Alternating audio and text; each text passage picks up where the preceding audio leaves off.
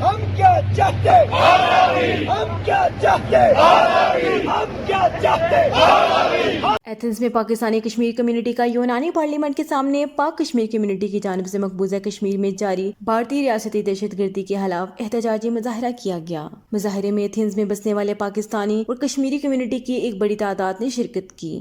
دنیا پوری میں پچھلے 10 سال سے نریندر مودی کے بارے میں لوگوں کی کیا رائے ہے، لیکن آج وہ رائے بدل چکی ہے، کیونکہ ہندوستانی عوام نے بی جے پی کو ایودھیا جیسی جگہ پر جہاں پر بابری مسجد کو شہید کیا گیا، وہاں سے نریندر مودی کو 2.5 لاکھ ووٹوں سے شکست ہوئی بی جے پی۔ مظاہرے میں مقررین نے بھارتی انتہا پسند حکومت کی پالیسیوں اور ریاستی دہشت گردی کی شدید الفاظ میں مذمت کی۔ مظاہرین نے عالمی برادری پر زور دیا کہ وہ بھارت کے انتہا پسندانہ رویوں کی مذمت کریں۔ عالمی برادری بھارتی افواج کی جانب سے مقبوضہ کشمیر میں جاری ریاستی دہشت گردی کو ختم کرنے میں اپنا کردار ادا کریں۔ مظاہرین نے بھارت کے خلاف شدید نعرہ بازی کی۔ مظاہرین نے مقبوضہ کشمیر کی آزادی کے لیے جدوجہد جاری رکھنے کا عزم بھی کیا۔